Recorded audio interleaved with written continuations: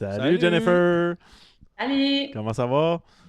ça va bien vous deux? Guillaume Yes, m'a dit yes. commencer, il est gêné à soir, je sais pas pourquoi. Là. Il a dit tu t'es entraîné avec une Bonjour, fois de bonjour. temps en temps, faut que tu ouvres l'entrevue. Fait que Ah c'est bon, moi qui fais ça à soir. Hey, il est tellement menteur, là. Dis-lui ce que tu m'as dit. C'est que je commence toujours les entrevues de la même façon, puis t'aimes pas ça, ça t'énerve. Fait que C'est j'ai vrai. dit start Ok, les. parfait. C'est moi qui commence à soir. bon, On ben, s'excuse. parfait. Hey Jen, on va commencer ça là, parce qu'il y a tellement de bonnes nouvelles qui t'entourent, puis ta belle carrière que tu as eue, la retraite, ton chum qui te demande en mariage, une petite surprise qui s'en vient. Parle-nous un peu là, ta situation en ce moment, parce que c'est beau ce qui t'arrive. Là.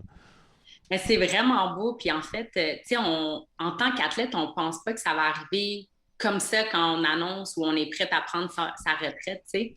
Ouais. Mais en même temps, c'est quelque chose qu'on avait prévu, qu'on avait déjà discuté, David et moi.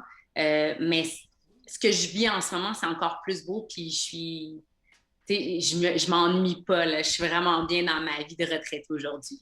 Mais justement, tu dis on en a parlé, ça fait longtemps. Est-ce que toi seul, tu étais prêt à prendre ta retraite dans ces. Tu sais, on a tout un idéal de retraite. Ah, je pense que je peux finir là. Voici. Vous autres, c'est encore pire parce que c'est aux 4 ans ou les Olympiques. Tu peux vraiment faire un plan. T'avais-tu ça en tête, mettons, Jennifer, célibataire?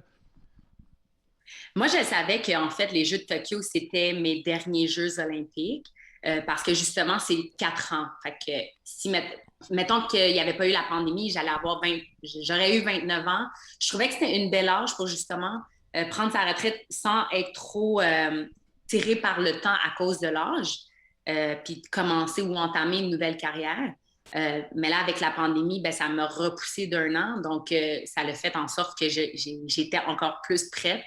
Mais en même temps, ça m'a permis de me préparer encore mieux, tu sais. On parle souvent, tu sais, comme au hockey, Ouais. quand on arrête ou en boxe ou autre. Est-ce que tu tombes en retraite avec des blessures? Est-ce que tu as des choses à guérir, des choses qui reviennent tout le temps? J'ai toujours dit que je pense pas que ça existe un athlète de haut niveau qui a pas de bobo. Ouais. Impossible. Donc, je vais toucher du bois, puis pour de vrai, moi, c'était un objectif dans ma vie, terminer ma carrière, sachant que j'aurais pu encore continuer physiquement et mentalement, puis c'est le cas, j'aurais pu, tu sais, j'ai pas de blessure qui fait en sorte que je ne peux plus plonger ou quoi que ce soit. Tu sais, c'était vraiment une décision que j'ai prise personnellement et avec David, mais tu sais, c'est ça. Il y a des petits bobos, oui, mais pas de grosses blessures qui fait en sorte que ça le peser dans la balance pour arrêter de plonger. Quand tu vis comme ça, deux athlètes dans la même maison, y a-tu une machine à glace dans le coin quelque part? Parce que Il y a deux bains. sérieusement, ça doit être incroyable, les blessures que vous avez à deux, puis la relation, puis c'est spécial quand même. Là. On a déjà dû changer notre frigidaire parce que la machine à glace, ça fournait plus assez. Mais sérieusement, ce qui est le fun dans être en couple avec un autre athlète, c'est qu'on se comprend, puis la beauté de tout ça, c'est qu'on ne ramène pas ça à la maison. C'est parce que justement, les deux, quand on arrive de ça, on ne veut pas en parler. OK. Fait qu'on se comprend. Mais ouais, c'est ça, vous comprenez, puis vous voulez pas en parler à la maison, mais en même temps, est-ce qu'il y a un certain niveau que vous poussez à un autre niveau? Parce que, tu sais, si t'es avec un athlète dans la maison, puis il mange une salade, ben c'est dur de manger un hamburger à côté, là. C'est certain que, tu sais, on est chanceux par rapport à ça. Je pense que David le plus difficile que moi, dans un sens où est-ce que quand lui, il doit faire une perte de poids, c'est certain qu'il est plus limité que moi. Mais en même temps, vu qu'on est deux athlètes, c'est facile pour les deux de vraiment s'adapter à l'autre. Puis s'il y en a un qui doit manger une salade ou l'autre qui ne doit pas manger, tu sais, on se comprend. Puis moi, je ne fais pas exprès pour manger devant lui Devant non lui, plus. ouais. Puis, ouais, j'en profite pour justement, moi, être plus en forme. Attends une minute, avant de continuer, il y a beaucoup de gens qui demandent sur le chat, c'est qui David? Ben c'est David Lemieux, le boxeur, là, juste pour que tout le monde soit clair là-dessus.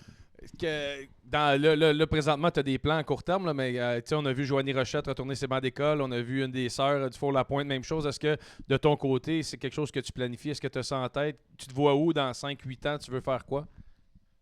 5-8 ans, c'est loin. Je pense qu'en tant qu'athlète, on a toujours préparé sur 4 ans. Mhm. Pour vrai, c'est dur pour moi de me projeter dans 5-6 ans, autre que j'ai les petits mini David et les petits mini moi qui courent partout dans la maison. Mais présentement, je fais mes cours pour devenir instructrice de Pilates. OK. C'est quelque chose que je devrais terminer d'ici janvier. Donc, j'ai déjà commencé un peu à à travailler sur mon avenir. Mais justement, tu parles de construire une famille, puis Guillaume et moi, on parlait de ça tantôt. Tu sais, quand tu es une athlète en tant que femme, comment tu planifies ça? Parce qu'on s'entend, c'est quand même difficile à gérer tout ça si tu veux continuer à performer et t'entraîner et tout ça. Comment que ça fonctionne, planifier tout ça? Ben, c'est certain. Chaque personne est différente, chaque Ouais. femme est différente. Puis je pense que c'est pour ça justement qu'on ne voit pas beaucoup de femmes qui ont dépassé la trentaine continuer à participer aux Jeux olympiques parce que si j'avais pas pris ma retraite, j'irais à Paris, j'aurais 33 ans. Donc, Ouais. ça commence à être plus âgé ici. Donc, c'est sûr qu'on planifie le tout sur 4 ans. Puis après les Jeux olympiques, ben, c'est là qu'on prévoit la suite, le prochain chapitre.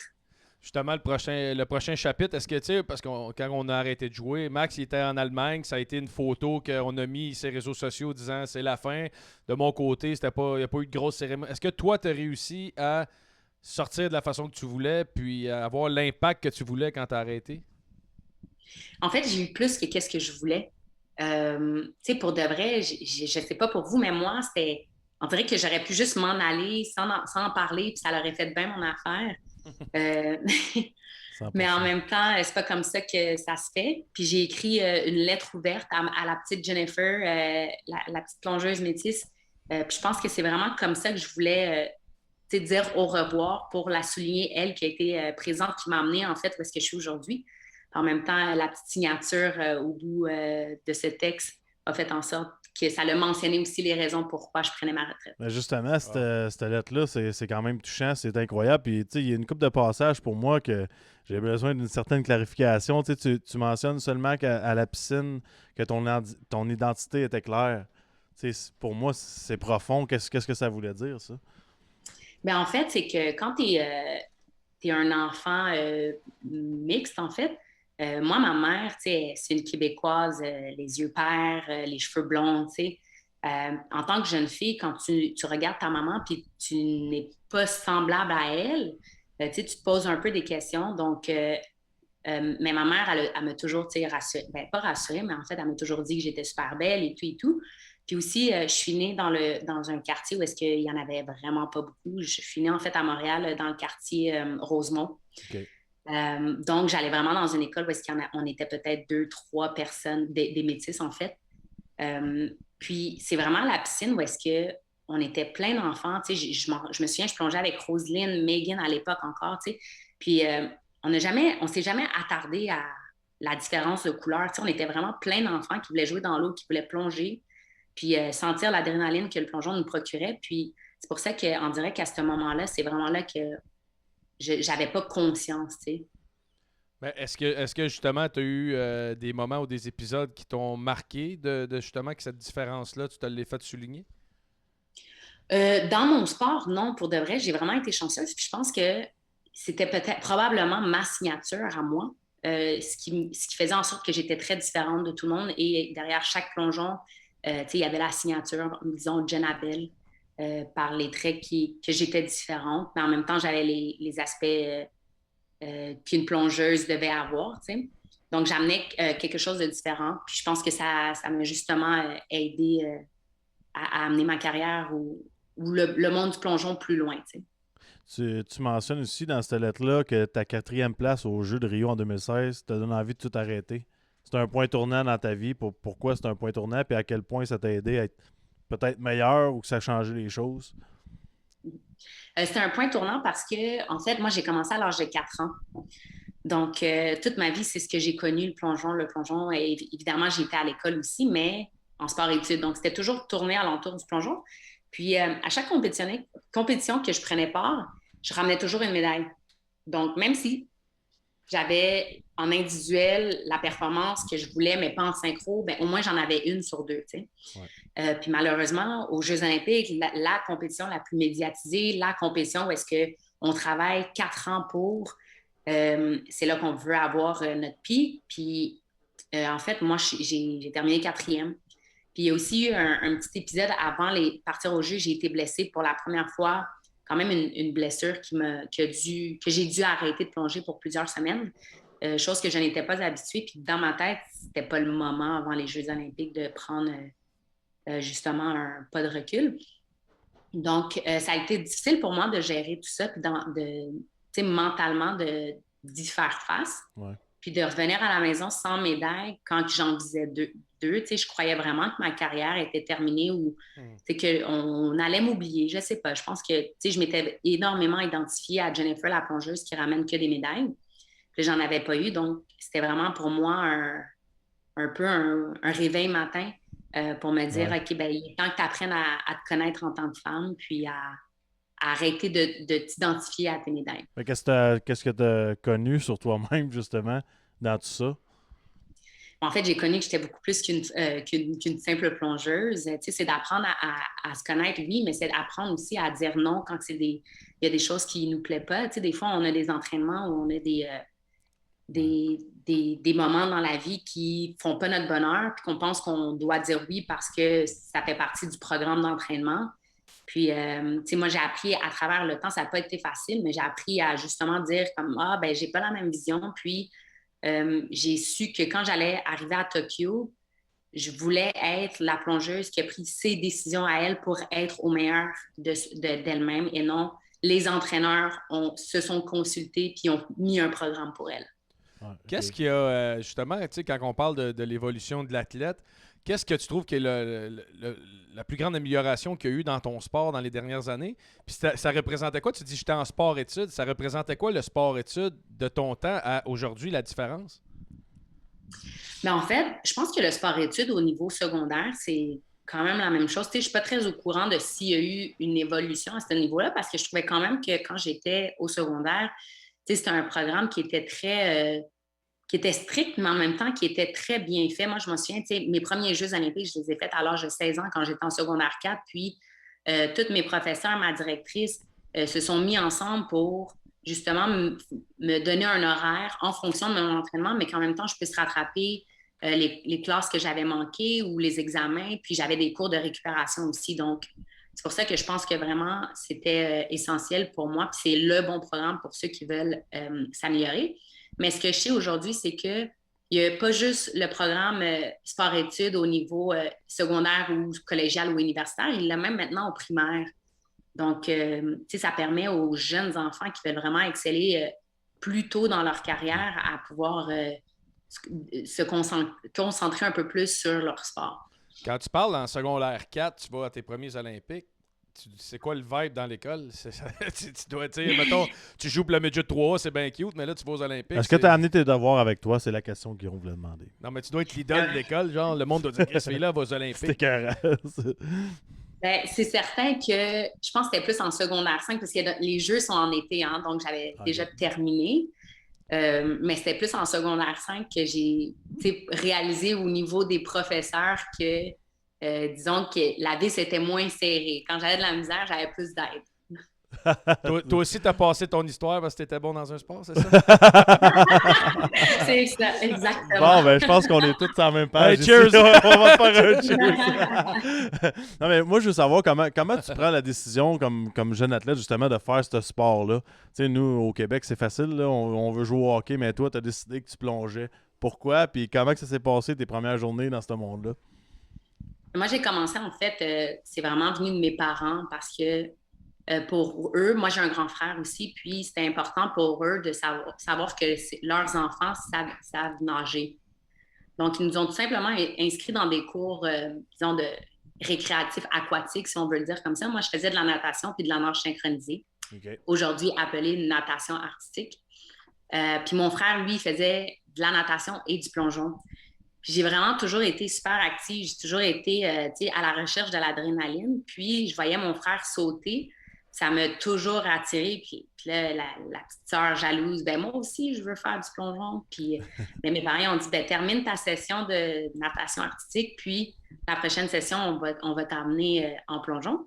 Puis j'ai commencé le plongeon comme ça. Puis l'entraîneur à l'époque, elle a réalisé que j'avais quand même un très grand talent vu que j'étais jeune puis je n'avais pas peur.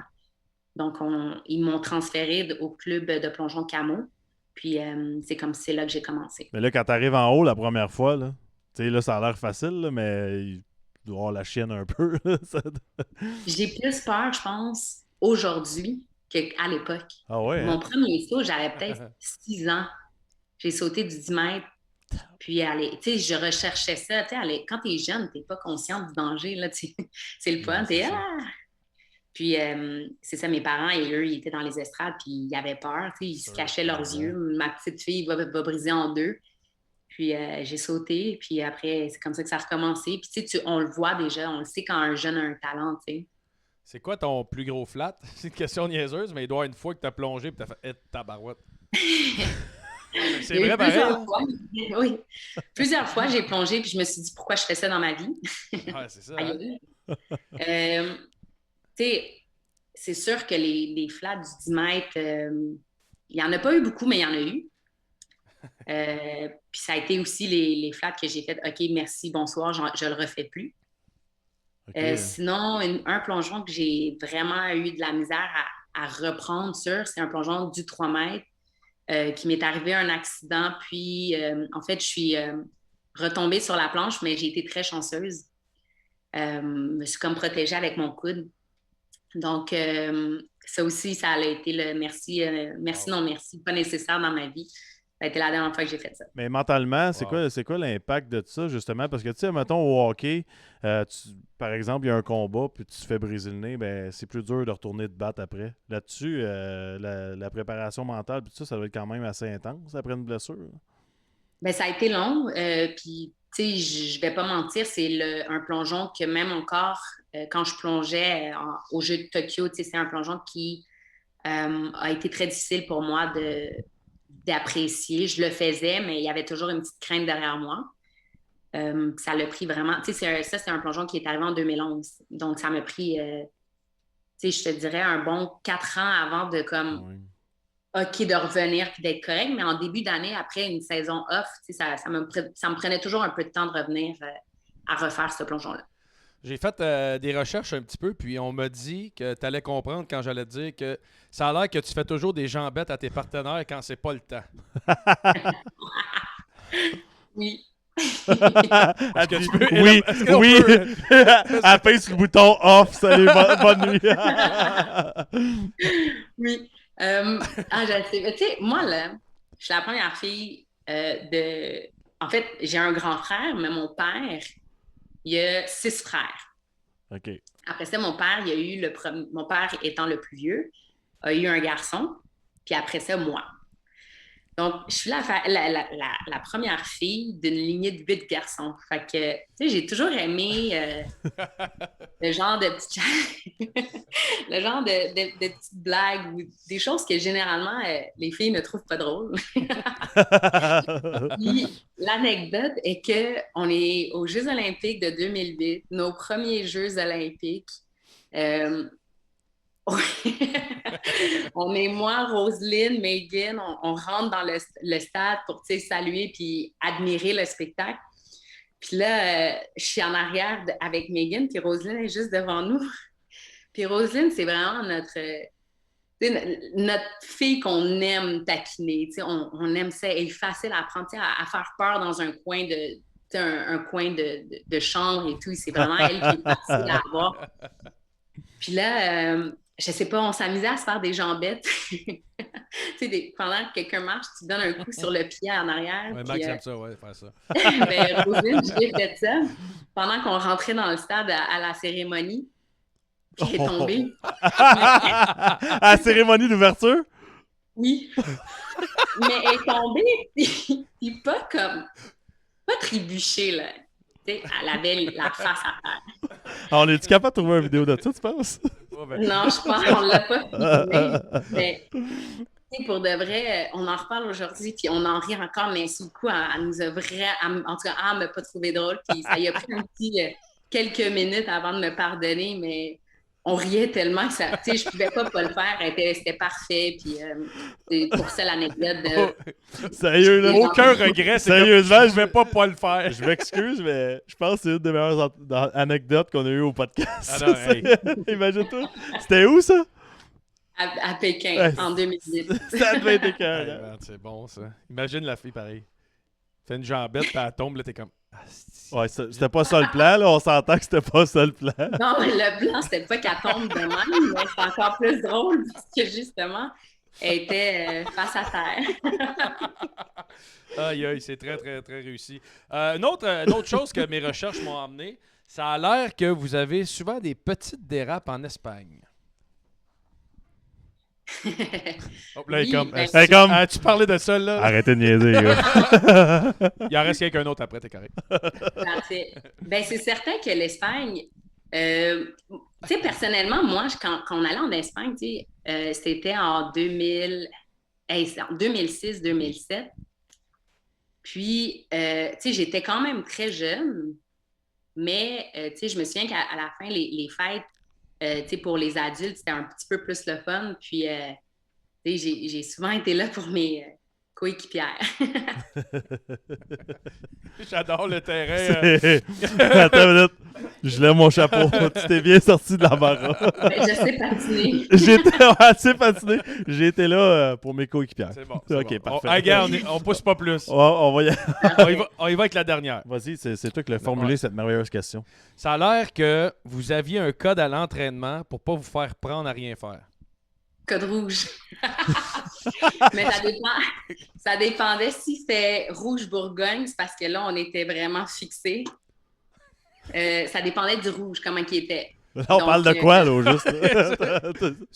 En fait, tu sais, des fois, nous, on s'entraîne de 10 heures le matin, puis des fois, on pouvait finir à 5 heures. Ouais. À un moment donné, t'es fatigué, puis ça te tente plus. Puis tes entraîneurs, ben, on dirait qu'ils comprennent pas ça. Fait que quand les entraîneurs partaient dans leur bureau, ben là, c'était le temps qu'on faisait plus rien. T'sais, on s'assisait, puis on parlait. Puis quand il y en avait une, par exemple, qui était toujours en train d'observer si l'entraîneur revenait. Puis quand il revenait, ben là, on disait le code. OK, code rouge, ça veut dire qu'il sent bien. Code Bourgogne, c'est parce que là, il faut commencer à faire des abdos, comme, faut bouger. J'adore Guillaume, ça. t'aurais aimé ça, toi? Non, moi, moi j'ai le truc de la grimace. Là. Tu fais toujours une grimace quand tu passes en avant du coach. Là, il y a comme ce gars-là travaille fort. C'est man. vrai, tu faisais ça en plus. C'est le bon vieux truc. C'est le bon vieux truc. Est-ce qu'on passe. Mais non, attends, j'ai une dernière question. Moi, ça a rapport au sport en tant que tel. Quand vous pratiquez pour la synchro, tu sais, ça a l'air facile à la télévision, mais Ouais. tu sais, on le sait que ça doit être compliqué, pas à peu près. Je veux que tu me parles un peu en général, tu sais, à quel point c'est difficile d'être synchronisé, puis l'esprit d'équipe dans tout ça. Puis si, admettons, toi, tu as le plongeon de l'année, mais ta partenaire, elle l'échappe totalement, tu perds ta médaille, tout ça, là, c'est quand même compliqué. Là. Effectivement, ça peut être très compliqué, mais en même temps, je pense que l'aspect le plus difficile, c'est vraiment la chimie que le synchro en tant que tel. Parce que généralement, tu te mets en équipe avec une fille que on a le même gabarit, on a la même puissance. On ne va pas se jumeler avec quelqu'un qu'on le sait que ça ne fonctionnera pas. T'sais. Comme, admettons, moi et Guillaume, on n'arriverait pas en même temps dans l'eau. Là. Ben, tu serais surpris. Je sais pas. Non, mais pour de vrai, tu sais, comme moi et Émilie, on avait vraiment. Émilie était beaucoup plus grande que moi. On avait deux départs complètement différents. Ouais. Mais quand on arrivait ensemble puis on partait, tu sais, on était ensemble. Okay. Fait que des fois, ça peut vraiment être.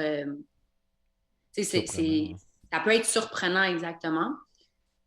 Donc, qu'est-ce qui est le plus difficile? C'est vraiment la chimie pour justement pas tenir rigueur à la personne qui a manqué. Ou pas justement, tu dois le faire en équipe et non pour dépasser l'autre personne. Parce que ça va être toi à m'emmener qui va se planter aussi. Là. Non, mais pense-y, tu sais, Guillaume, mon point, là, c'est que tu nous connais nos tempéraments. Là. Si on plonge ensemble, puis je le manque à mort, puis tout est bon, tu me donnerais de la merde. Là. Hey, j'aimerais tellement non, mais sérieux. Ouais, c'est ça ma question. C'est ça se pogne-tu des fois à cause de ça ou c'est vraiment comme. Ça peut arriver, c'est ce que je dis. C'est, ben, tu sais, on essaie d'être fair play. Là, on le sait que la personne n'a pas fait exprès non plus parce que les deux ont peur, tu sais. Ouais. Mais ce qui est difficile, c'est, mettons, la personne d'assumer ses torts, tu sais. De comme, tu sais, moi, j'étais la genre de partenaire qui disait non, c'est moi qui ai manqué. Là, on va pas se cacher, on ne va pas dire on a manqué en tant qu'équipe. Là. Si c'est moi qui ai manqué, c'est moi. Mais tu sais, des fois, c'est difficile pour certaines de justement dire j'ai manqué et non, ben on a eu quelques erreurs. Tu sais. Puis, admettons, là, tu sais, je regarde Max qui était un gourou de l'entraînement, des pratiques, c'était une machine. Admettons que tu n'es pas à la même intensité dans les entraînements. Vous êtes quand même 4 ans pour vous préparer. Il doit y avoir des semaines ou des mois qu'il y en a qui sont dans un creux de vague. Puis si vous n'arrivez pas en même temps, ça doit être dur des fois aussi de dire hey, wake up, puis comment tu fais pour pour challenger ton partenaire dans tout c'est long, là? Oui, tu sais, je pense que c'est ça qui est difficile avec être en partenariat. Tu sais, mettons, Megan, Roselyne, elles avaient le même entraîneur, donc elles avaient toujours le même suivi. Moi puis Mélissa aussi, on avait le même entraîneur, donc on avait toujours le même planning. Si je prends par exemple avec Pamela, ça pouvait être des fois un peu plus difficile parce que justement, on n'avait pas le même entraîneur, donc elle n'avait pas le même planning que moi j'avais. Donc, des fois, on arrivait, puis moi, c'était une semaine où est-ce que j'étais supposée vraiment faire du gros volume, puis être épuisée. Puis Pamela, elle était dans sa semaine, mettons qu'elle était en mode récupération. Ouais. Donc, des fois, à ce niveau-là, ça pouvait être aussi difficile. C'est bizarre en tabarouette, ça. Ouais, Que tu sois dans une équipe et que tu sois pas sur la même Ça me page. surprend Ça énormément, me fait ouais. capoter, ça. J'en reviens pas. Il y a une question, une dernière question du chat. Après ça, on va passer un petit segment. Ça dure 2 minutes, puis c'est plaisant. Mais quelqu'un qui veut savoir pourquoi que le plongeon mix n'existe pas? Aux Jeux olympiques? Oui. En fait, le plongeon mix, il existe, mais ça, il n'est simplement pas aux Jeux olympiques. OK. C'est décevant parce que moi, je le faisais avec François, Imbeau-du-Lac, puis on avait quand même un bon potentiel pour être champion du monde ou champion olympique. Ouais. Mais malheureusement, ils l'ont pas mis aux Jeux olympiques. Ça, je ne sais pas pourquoi encore. OK. Bon, c'est une bonne réponse. Merci C'est pour la intéressant. réponse. Je savais pas qu'il y en avait. Non, mais c'est vrai. On apprend. C'est quand même un sport méconnu. Tu sais, quand t'es pas là-dedans ou c'est pas... c'est intéressant d'avoir les... Moi, j'avais déjà perspectives. été voir Jennifer avec notre entraîneur, Scott Livingston, puis Jamie, puis tout ça. C'était où que j'ai été? C'était à Montréal. C'était incroyable. Au stade olympique. Exactement. Ah, c'est fou, là. C'est spécial. C'est là. impressionnant. C'est stressant quand tu regardes en haut. Là. Imagine quand tu regardes en bas. Toi, tu es stressé à la regarder en haut. Imagine quand tu fais hey, c'est moi qui saute là. On passe au segment, on se vide le sac. Petit segment cocasse là, avec des petites questions. Donc, le premier segment, c'est de voyage. Ta meilleure anecdote de voyage. T'en choisis un là-dedans. Là. T'es pas obligé de. Okay. C'est juste un. Meilleure anecdote de voyage, meilleur souper, plus gros événement sportif. Je sais pas si tu joues au golf, mais si tu joues pas au golf, un souper avec 4 personnes, 3 personnes que tu aimerais rencontrer ou whatever. Là. Je vais y aller avec le meilleur souper. Okay. Le meilleur souper, c'est j'imagine que toi, tu es en voyage par rapport aux compétitions. Comme tu veux. Comme tu veux. Tu peux être chez Pacini à Repentigny, on au bar à pain. On a le goût de rire. Parfait. Là, ou pleurer. Ça prend une émotion. Ça prend une émotion. En fait, c'est pas drôle. C'est juste une anecdote que... Pas de pression. Non, il n'y a pas de pression. C'est juste qu'aujourd'hui, on en parle encore, puis peut-être que les gens, ils vont pas comprendre, mais... Tu sais, mettons, demander à Roselyne, elle va comprendre encore une fois. Donc, c'est une compétition qu'on a eue à Dubaï. Puis, Dubaï est un endroit où est-ce qu'ils font de la nourriture vraiment très bonne. Faut pas oublier. Elle est rentrée, elle a fait une jambette. Mais c'est pour ça que j'ai pas dit la meilleure anecdote, parce que je l'ai déjà mentionné, la jambette. Puis c'est ça, on arrive à Dubaï, puis on est super impressionnés par le gros buffet avec toutes les bonnes salades, les bonnes viandes grillades et tout. Puis je sais pas pourquoi on avait toujours comme peur, vu qu'on avait un grand temps entre nos deux entraînements, on voulait comme une genre de petite collation, puis on s'est pris un bol de hummus. Puis là, notre entraîneur, il s'est tellement fâché après nous. Puis, on en est resté traumatisé dans un sens qu'on était comme, voyons donc, on l'a même pas mangé. Puis, il était tellement fâché qu'il ne nous parlait plus. Là. Hein? Donc, à ce jour, on a passé à travers et tout, ça a été pas mal drôle, mais à ce jour, c'est quand même quelque chose qu'on ramène. Pourquoi, mettons? Parce que du hummus, c'est riche en gras et puis, c'est ça. C'est probablement l'affaire la plus santé que j'aurais mangée cette année. Je suis comme, c'est pas bon, ça? Nous aussi, on croyait que c'était bon.